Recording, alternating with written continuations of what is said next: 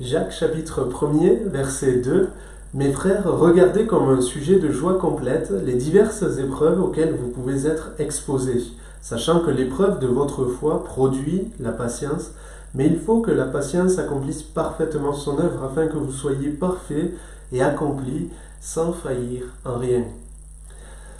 Voilà ce texte de la parole de Dieu qui nous vient de Dieu, notre Père, pour nous montrer comment il prend soin de nous. Je ne sais pas quelle est votre vision des épreuves, des difficultés par lesquelles vous passez. Il est dit ici, regardez comme un sujet de joie complète les diverses épreuves auxquelles vous pouvez être exposés. Ce n'est pas toujours évident de vivre cela, mais Dieu est là pour justement nous éclairer et pour nous donner de comprendre que dans notre vie, rien n'arrive par hasard et qu'il est celui qui, la Bible nous dit, tient les temps et les circonstances dans sa main.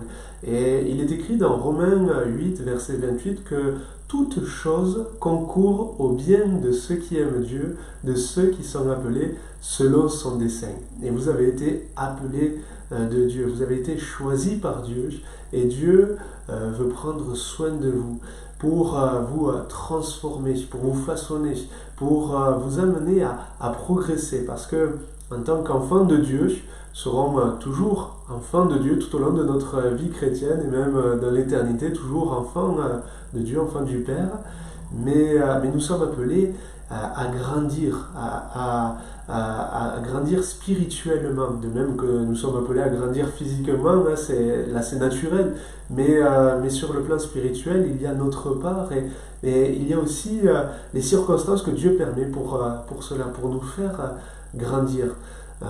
Dieu veut nous faire devenir des hommes et des femmes spirituels, matures, adultes, même si nous serons toujours enfants de Dieu.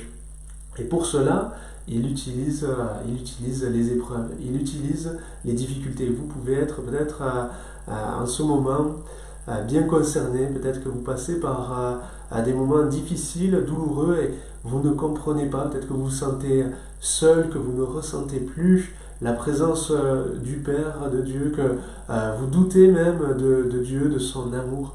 Mais Dieu veut vous donner ce regard, éclairer votre vision pour que vous puissiez aussi regarder les épreuves comme un sujet de joie, en réalisant qu'il est en train de prendre soin de vous.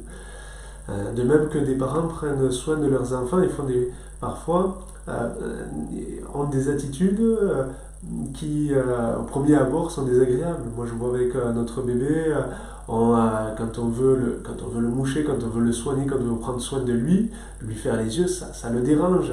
Parfois, il résiste, il pleure parfois quand on lui apporte des soins. Notre grand, quand il se fait mal, quand il se fait un bobo, il ne veut surtout pas qu'on lui mette un produit pour le soigner.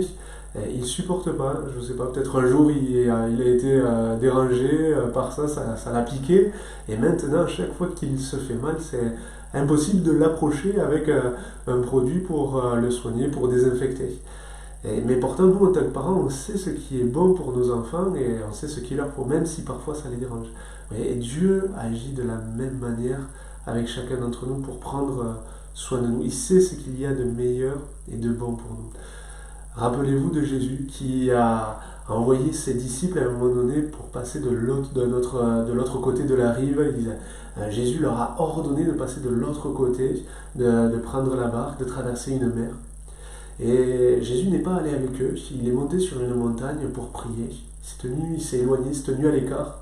Et pendant ce temps-là, alors que les disciples ont obéi à l'ordre de Jésus, ils se sont retrouvés au milieu d'une tempête. On pourrait se dire, mais c'est pas normal. Pourquoi Jésus les a fait passer par une tempête? Il les a obligés. Dieu qui sait tout, il aurait pu leur faire éviter cette tempête. Mais non, ils étaient au cœur, au centre de la volonté de Dieu, de la volonté de Jésus, et pourtant ils sont quand même passés par cette tempête. Mais Jésus les voyait, même s'ils s'étaient retirés, et il est allé les rejoindre par la suite, et ils ont atteint l'autre rive. Et de même si nous sommes parfois ballottés, même si nous passons par des épreuves, des difficultés, ne doutons pas de l'amour de Dieu. de la fidélité de Dieu, même si nous ne ressentons pas sa présence, Dieu est là, Dieu nous voit, et il peut se tenir parfois en retrait pour nous donner de faire des progrès, pour que notre foi soit vraiment fortifiée et affermie. Mais il est là. Comme en tant que parent, quand on veut voir nos enfants grandir et apprendre à marcher, on est obligé à un moment donné de les lâcher. Si on les tient toujours, on les bloque. Si on les retient de tomber même, ça peut freiner des fois les progrès. Mais quand ils tombent, quand ils chutent, quand ils se font mal, c'est ça qui aussi leur permet d'apprendre à marcher. Et Dieu agit aussi de cette manière-là pour prendre soin de nous.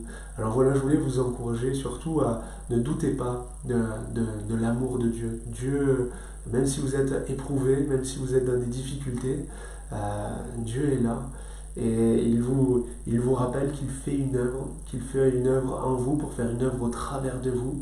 Il veut vous façonner, vous transformer et vous faire grandir.